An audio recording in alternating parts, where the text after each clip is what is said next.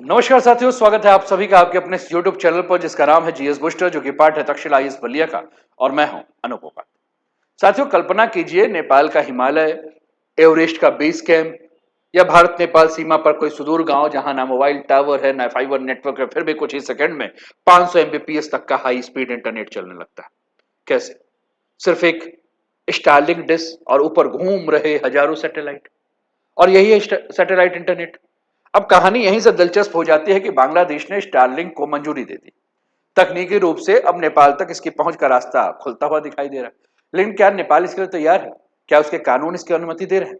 क्या यह नेपाल की डिजिटल क्रांति होगी या डिजिटल संप्रभुता के लिए चुनौती? क्या चीन अब इसे अपने रणनीतिक हितों के खिलाफ मानेगा, या भारत की खुली भारत नेपाल सीमा पर सुरक्षा के नए सवाल खड़े हो जाएंगे? क्या हिमालय अब सिर्फ भू राजनीति का नहीं बल्कि स्पेस टेक्नोलॉजी की प्रतिस्पर्धा का एक नया मैदान बनने जा रहा है? आज के इस वीडियो में हम समझेंगे स्टारलिंक कैसे काम करता है, नेपाल में इसकी राह क्यों अटकी हुई है, बांग्लादेश की भूमिका क्या है, भारत और चीन क्यों सतर्क है, और इस पूरे घटनाक्रम का दक्षिण एशिया की राजनीति, अर्थव्यवस्था और सुरक्षा के ऊपर क्या प्रभाव पड़ सकता है। तो आइए तथ्यों और विश्लेषण के साथ आज के इस सेशन को आगे बढ़ाते हैं। साथियों, चैनल पर पहली बार है तो चैनल को सब्सक्राइब करके बेल आइकन दबा दीजिएगा कि यहां आने वाले हर वीडियो का नोटिफिकेशन आप सभी को टाइम पर मिले। वीडियो को अंत तक देखिएगा। जो भी विचार है कमेंट के माध्यम से आप पॉजिटिव, नेगेटिव या बीच का तटस्थ होकर जो भी देना है आप अपने विचार को दे दीजिएगा। वीडियो पसंद आए तो लाइक भी अवश्य कर दीजिएगा। आज का टॉपिक नेपाल में स्टारलिंक, भारत चीन टेंशन में। काठमांडू पोस्ट ने इसे कवर करते हुए साइंस एंड टेक्नोलॉजी में लिखा है, Starlink I Nepal entry via Bangladesh but domestic regulatory policy hurdle persist. यानी कि स्टारलिंक जो है वो नेपाल में है और डिजिटल क्रांति होगा या सुरक्षा के लिए चुनौती होगा, यहीं से शुरू करते हैं। लेकिन आज कुछ ऐसी घटना घटी जिस घटना के बारे में आपके साथ जिक्र करना जरूरी है। आज 10 जुलाई है 2026। बांग्लादेश ने जो है वह एक बहुत बड़ा निर्णय लिया और उस निर्णय ने दक्षिण एशिया के डिजिटल राजनीति में एक बहुत बड़ा मोड़ लाया है। बांग्लादेश का बीटीआरसी यानी कि बांग्लादेश टेलीकम्युनिकेशन रेगुलेटरी कमीशन ने स्टारलिंक को क्रॉस बॉर्डर बैंडविड्थ एक्सपोर्ट करने की अनुमति दे दी। अब आपके दिमाग में होगा ये क्या होता है। सर, बहुत साधारण भाषा में आप समझिए तो आप ये समझ लीजिए कि स्टारलिंक बांग्लादेश के इंटरनेट बैकबोन का उपयोग करके नेपाल, भूटान जैसे पड़ोसी देशों तक अपनी सेवाएं पहुंचाने का जो है वह तकनीकी रास्ता है उसने तैयार कर लिया। सबसे पहले डेटा बांग्लादेश के नेटवर्क तक पहुंचेगा, फिर वह स्टारलिंक के गेटवे से जुड़कर लो अर्थ ऑर्बिट सैटेलाइट तक जाएगा और वहां से सिग्नल सीधे नेपाल में लगे स्टारलिंक यूजर टर्मिनल तक पहुंचेगा। यानी नेपाल में किसी भी प्रकार का अलग गेटवे बनाने की आवश्यकता नहीं, ना ही स्थानीय सर्वर बनाने की आवश्यकता। साथियों, आपकी स्क्रीन पर ये एशिया का मैप है और एशिया के मैप में आपको 3 रंग नजर आ रहे होंगे। देश तो देख ही रहे हैं। रंग में अगर हम बात करें तो ग्रीन कलर, येलो कलर और ग्रे कलर। ग्रीन कलर मतलब वो देश जहां इस समय स्टारलिंक उपलब्ध है, येलो कलर वो देश जहां स्टारलिंक अभी पेंडिंग में है, बांग्लादेश में आ चुका है क्योंकि आज ही आया है इसलिए मैप पे अपडेट नहीं, और तीसरा वो कलर जहां अभी नहीं। बांग्लादेश ने क्या किया है, बांग्लादेश का टेलीकम्युनिकेशन रेगुलेटरी कमीशन ने आज अप्रूवल दे दिया है कि भैया तुम हमारे यहाँ सर्वर लगा लो, और तुम सर्वर लगा लोगे तो नेपाल में अगर कोई एंटीना लगा के रखेगा स्टारलिंक का तो भैया डायरेक्ट उसके यहाँ चलने लगेगा, भूटान में या कहीं भी लगा के रखेगा पड़ोसी देशों में, तो वह इस सुविधा का लाभ उठा सकते हैं। यानी कि प्रश्न यही है कि क्या स्टारलिंक नेपाल में आ चुका है, और ये पूरा का पूरा काम जो करता है वो क्या करता है, लो अर्थ ऑर्बिट पे काम करता है। अब इसके पूरे सिस्टम को हमें समझने की आवश्यकता है कि जब हम स्टारलिंक या सैटेलाइट इंटरनेट का यूज करते हैं तो इसमें हजारों किलोमीटर तक फाइबर केबल बिछाने की आवश्यकता नहीं होती, सिर्फ एक स्टारलिंक का डिश और खुला हुआ आसमान। और यही वजह है कि इस विशेषज्ञ इसे बेंड पाइप आर्किटेक्चर कहते हैं। अब बेंड पाइप आर्किटेक्चर हमने कहा तो दिमाग में प्रश्न होगा कि ये क्या बोल दिया सर ने। थोड़ी देर में हम इसके बारे में समझते हैं। अब कुल मिलाकर अगर आप समझेंगे तो आप ये समझिए कि डेटा किसी देश में लंबे समय तक प्रोसेस में नहीं होता, बल्कि एक पाइप की तरह गेटवे से सैटेलाइट और सैटेलाइट से सीधे यूजर तक पहुंचता है। और यही तकनीकी मॉडल आज नेपाल में स्टारलिंक की संभावित एंट्री का सबसे बड़ा वजह बन चुका है। हमने एक शब्द यूज किया था, हमने कहा था बेंट पाइप आर्किटेक्चर। अब ये बेंट पाइप आर्किटेक्चर नाम थोड़ा तकनीकी है लेकिन सिद्धांत बेहद सरल है इसके। पहले सामान्य इंटरनेट को हम लोग पहले देख लेते हैं कि सामान्य इंटरनेट जो है वो कैसे काम करता है, और फिर हमें इसे समझना आसान हो जाएगा। साथियों, जब आप मोबाइल से इंटरनेट चलाते हैं तो डेटा का क्रम क्या होता है?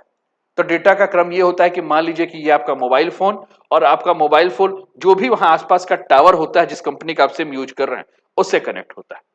मोबाइल टावर फाइबर नेटवर्क से connect, fibre network national gateway से, नेशनल गेटवे, इंटरनेशनल गेटवे, और इंटरनेशनल गेटवे जो इंटरनेट सैटेलाइट के माध्यम से ऊपर चल रहे हैं उसके माध्यम, यानी पूरा नेटवर्क देश के अंदर मौजूद इंफ्रास्ट्रक्चर के ऊपर निर्भर है। लेकिन स्टारलिंक कैसे काम कर रहा है, आइए उसके भी चार्ट को देखें। लेकिन उसके पहले आप देखिए कि स्टारलिंक को चलाने के लिए, इंटरनेट यूज करने के लिए, ये जितने भी आपके स्क्रीन पर तस्वीरों में जो भी दिख रहे हैं, यही सारे के सारे जो है वो चाहिए। छोटा सा चार्जर चाहिए, स्टैंड चाहिए, एंटीना चाहिए, इन्हीं सारे इंस्ट्रूमेंट्स की आवश्यकता है। अब तकनीक यहां जो है, यहां की बाधा है, लेकिन हम कह रहे हैं कि अगर स्टारलिंक का अगर आप यूज कर रहे हैं तो ये कैसा काम करता है। ये पूरा नेटवर्क साथियों देश के अंदर मौजूद इंफ्रास्ट्रक्चर के ऊपर निर्भर नहीं करता है। ये कैसे कर रहा है, अब इसमें आप देखिए कि स्टारलिंक यूजर जो भी है, जो डिश आपने मान लीजिए अपने घर में लगा दिया, वो डिश क्या करेगा, लो अर्थ ऑर्बिट सैटेलाइट जो है स्टारलिंक का, उससे उसको क्या मिल जाएगा, उससे उसको सारा का सारा डेटा मिलेगा। और वो जो है, जैसे मान लीजिए कि कोई नेपाल में बैठकर जो है वो, या इंडिया में बैठकर चला रहा है, जस्ट एक एग्जांपल हम मान रहे हैं, तो नेपाल वाला जो डिश है वो लो अर्थ ऑर्बिट, और क्योंकि ग्राउंड गेटवे सैटेलाइट स्टेशन कहां बनाया गया, बांग्लादेश में, तो वो बांग्लादेश से, और फिर वो ग्लोबल, इस प्रकार से पूरी की पूरी प्रक्रिया चलेगी। यानी कि इस मॉडल में नेपाल के अंदर अलग गेटवे स्टेशन की आवश्यकता नहीं है, स्थानीय इंटरनेट एक्सचेंज की भी आवश्यकता नहीं है, बड़ा डेटा सेंटर स्थापित करने की भी आवश्यकता नहीं है, लंबी फाइबर केबल बिछाने की भी आवश्यकता नहीं है, सिर्फ एक स्टार लिंक का टर्मिनल और खुला हुआ आसमान। और यही कारण है कि इसे बेंट पाइप आर्किटेक्चर कहा जाता है, क्योंकि सैटेलाइट डेटा को स्टोर या प्रोसेस नहीं करता है, वह केवल एक माध्यम की तरह सिग्नल को यूजर से गेटवे और गेटवे से यूजर तक पहुंचा देता है। और यही तकनीक स्टारलिंक को पारंपरिक इंटरनेट नेटवर्क से बिल्कुल अलग बनाती है। अब प्रश्न यह है कि क्या नेपाल में स्टारलिंक आ रहा है, तो आ रहा है तो क्यों नहीं आ पा रहा। साथियों, सबसे महत्वपूर्ण सवाल, जब तकनीक तैयार है तो बांग्लादेश ने भी जब रास्ता खोल दिया है, तो नेपाल में स्टारलिंक की सेवा अब तक क्यों नहीं शुरू हो पा रही। साथियों, इसका उत्तर तकनीकी कारण नहीं, बल्कि नीति और कानून जो है वो छुपा हुआ, यानी कि पॉलिसी और रेगुलेशन। नेपाल सरकार ने विदेशी सैटेलाइट इंटरनेट कंपनियों के लिए कुछ स्पष्ट शर्तें निर्धारित की। सबसे पहली शर्त यह है कि कंपनी को नेपाल में विधिवत पंजीकृत यानी कि रजिस्टर्ड होना होगा। दूसरी शर्त यह है कि उसे नेपाल का टेलीकॉम लाइसेंस प्राप्त करना होगा। और तीसरी सबसे महत्वपूर्ण शर्त यह है कि विदेशी कंपनी अधिकतम 80% हिस्सेदारी रख सकती है, शेष 20% की हिस्सेदारी नेपाली साझेदार यानी कि लोकल पार्टनर के पास होनी चाहिए। और यहीं से विवाद शुरू होता है। स्टारलिंक का वैश्विक बिजनेस मॉडल 100% विदेशी स्वामित्व पर आधारित है। कंपनी स्थानीय साझेदारों के साथ इक्विटी साझा नहीं करती है। दूसरी ओर नेपाल सरकार का तर्क है कि दूर संचार जैसे रणनीतिक क्षेत्र में हर कंपनी को एक समान नियम को पालन करना होगा। कानून किसी एक कंपनी के लिए नहीं बदला जा सकता। यानी एक तरफ है स्टारलिंक का वैश्विक बिजनेस मॉडल, तो दूसरी तरफ है नेपाल का दूर संचार कानून। और इसी टकराव के कारण तकनीक उपलब्ध होने के बावजूद स्टारलिंक अभी तक नेपाल में अपनी सेवाएं शुरू नहीं कर पाया। यानी स्पष्ट शब्दों में कहिए कि समस्या तकनीक की नहीं, समस्या नीति, स्वामित्व और नियामक स्वीकृति की। अब भारत क्यों इतना महत्वपूर्ण बन जा रहा है, इसके लिए यह भी आपको ध्यान रखने की आवश्यकता है कि भारत के लिए मामला क्यों महत्वपूर्ण है। सर, तो पहली नजर में केवल नेपाल का दूरसंचार का मामला लगता है, लेकिन इसका प्रभाव भारत की राष्ट्रीय सुरक्षा तक पहुंच पाता है, क्योंकि भारत और नेपाल के बीच लगभग 1850 किलोमीटर की लंबी खुली अंतर्राष्ट्रीय सीमा है। यह दुनिया की सबसे खुली सीमाओं में एक मानी जाती है। नेपाल की सीमा भारत के सिक्किम, पश्चिम बंगाल, बिहार, उत्तर प्रदेश, उत्तराखंड के साथ जुड़ती है। यानी दोनों देशों के बीच लोगों का और सामान का आवागमन अपेक्षाकृत काफी आसान है। अब कल्पना कीजिए यदि नेपाल के दूरस्थ सीमा क्षेत्र में बिना मोबाइल टावर, बिना भारतीय टेलीकॉम नेटवर्क, सैटेलाइट इंटरनेट उपलब्ध होने लगे, तो इसका सुरक्षा तंत्र पर क्या प्रभाव पड़ सकता है। और ऐसी स्थिति में सीमा क्षेत्र में होने वाले कम्युनिकेशन की प्रकृति भी बदल सकती है। सुरक्षा एजेंसियों के सामने नई तकनीकी चुनौतियां उत्पन्न हो सकती है। हालांकि यह बात स्पष्ट रूप से समझना बहुत आसान है कि स्टारलिंक को कोई अवैध तकनीक नहीं माना गया। दुनिया के अनेक देश इसका उपयोग शिक्षा, स्वास्थ्य, आपदा प्रबंधन, सेना और दूरस्थ क्षेत्रों में इंटरनेट उपलब्ध कराने के लिए कर रहे हैं। लेकिन सीमावर्ती क्षेत्र में सैटेलाइट कम्युनिकेशन हमेशा एक संवेदनशील विषय रहा है।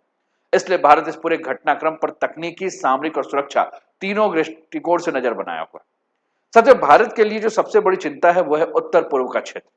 और यह सिर्फ भौगोलिक दृष्टि से नहीं बल्कि सामरिक दृष्टि से भी अत्यंत महत्वपूर्ण है। उत्तर पूर्व भारत का सुरक्षा परिवेश चीन, म्यांमार, बांग्लादेश, भूटान और व्यापक हिमालय क्षेत्र की गतिविधियों से प्रभावित होता है।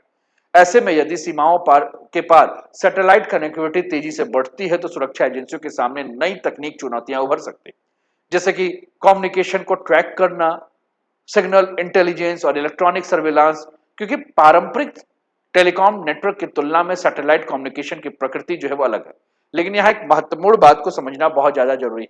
यह कहना बिल्कुल ही गलत होगा कि स्टारलिंक के आने से भारत की सुरक्षा समाप्त हो जाएगी। साथियों, ऐसा नहीं। भारत के पास मजबूत सुरक्षा संस्थाएं, तकनीकी क्षमताएं और नियामक व्यवस्था मौजूद है। नई तकनीक के साथ सिक्योरिटी प्रोटोकॉल को समय के अनुसार अपडेट करने की आवश्यकता तो जरूर है, और इसी कारण भारत पहले से ही स्पेक्ट्रम एलोकेशन, सिक्योरिटी क्लियरेंस और लॉफुल इंटरप्रिटेशन जैसे मुद्दों पर स्टारलिंक और अन्य सैटेलाइट कम्युनिकेशन सेवाओं का गहन मूल्यांकन भी कर रहा है। यानी चुनौती तकनीक नहीं बल्कि नई तकनीक के अनुरूप सुरक्षा व्यवस्था को विकसित करने की। साथियों, चाइना को भी आप नहीं छोड़ सकते हैं, क्योंकि चाइना भी बहुत अच्छे से, बहुत पैने तरीके से अगर हम बात करें तो इस पूरे स्थिति के ऊपर जो है वो अपना नजर गड़ा के देख रहा है। ये आपकी स्क्रीन पर ये तस्वीर है, हिमालय के कहीं सुदूर क्षेत्र में ये स्टारलिंक के टावर का जो है वो प्रयोग किया जा रहा है। और कुल मिलाकर ये मामला इंटरनेट का नहीं, डिजिटल जियोपॉलिटिक्स का मामला जो है हो चुका है। आप अपने स्क्रीन पर तस्वीर देखिए साथियों, ये पृथ्वी के ऊपर के जो ऑर्बिट्स है, उस ऑर्बिट में जो सबसे नीचे का ऑर्बिट है 800 से लेकर 2000 किलोमीटर, जिसे हम LEO यानी कि लो अर्थ ऑर्बिट कहते हैं, यहीं से सैटेलाइट जो है कम्युनिकेशन का काम जो है कर रहा है। साथियों, जब हम बात कर रहे हैं चाइना की, तो हमने कहा कि चीन भी जो है वो पूरा का पूरा क्या कर रहा है, नजर रख रहा है। चीन स्टारलिंक को केवल एक इंटरनेट सेवा नहीं बल्कि स्ट्रेटेजिक टेक्नोलॉजी के रूप में देखता है। इसकी सबसे बड़ी वजह जो है वो यूक्रेन युद्ध है साथियों। युद्ध के दौरान यूक्रेन में स्टारलिंक ने संचार और समन्वय और इंटरनेट कनेक्टिविटी बनाए रखने में महत्वपूर्ण भूमिका निभाई। इसके बाद दुनिया के कई देशों ने सैटेलाइट इंटरनेट को राष्ट्रीय सुरक्षा से जोड़कर देखना शुरू किया। चीन भी उसमें से एक, और इसी कारण चीन अपनी स्वयं की सैटेलाइट इंटरनेट कंसल्टेशन विकसित करने के लिए जो है वो निवेश बहुत तेज कर दिया। नेपाल, भारत और चीन दोनों के बीच स्थित एक महत्वपूर्ण हिमालयी देश है। ऐसे में यदि स्टारलिंक को नेपाल में व्यापक स्वीकृति मिलती है तो इसका प्रभाव केवल इंटरनेट सेवाओं तक सीमित नहीं रहेगा। यह तकनीकी प्रभाव, डिजिटल उपस्थिति और क्षेत्रीय भू राजनीतिक प्रतिस्पर्धा का विषय भी बन सकता है। यानी नेपाल में स्टारलिंक की संभावित एंट्री सिर्फ एक व्यावसायिक घटना नहीं बल्कि दक्षिण एशिया की बदलती जियोपॉलिटिक्स का संकेत भी होगा।